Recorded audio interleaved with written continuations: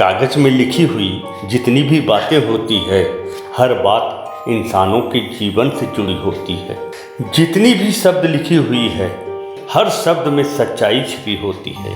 कागज कितनी भी पुरानी क्यों न हो जाए, विरासत की वसीयत कागज पर कभी मिटती नहीं है। जन्म से मृत्यु तक लिखी हुई हर बातें कागज में दर्शाई गई है।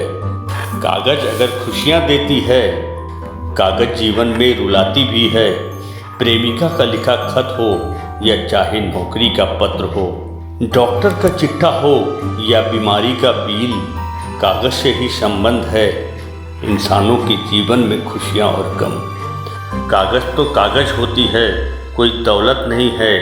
कागज का कोई मोल नहीं है। चाहे पानी में गल जाए, आग में जल जाए, कागज में लिखी हुई शब्द का मोल है। कागज के किताबों में ही ज्ञान का भंडार है। चाहे गीता हो या रामायण, वेद हो या पुराण, बाइबल हो अथवा कुरान, सारा ज्ञान किताबों से ही मिलता है इंसानों को। कागज तो कोरा है, लिखे हुए शब्द ही तो जीवन का आधार है।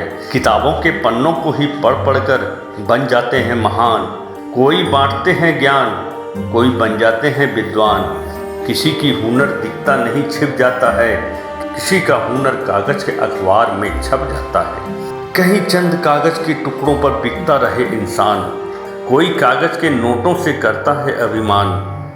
एक अदद कागज पर जब लग जाए अंगूठे का निशान, लुट जाता है गरीब, बिक जाता है ईमान।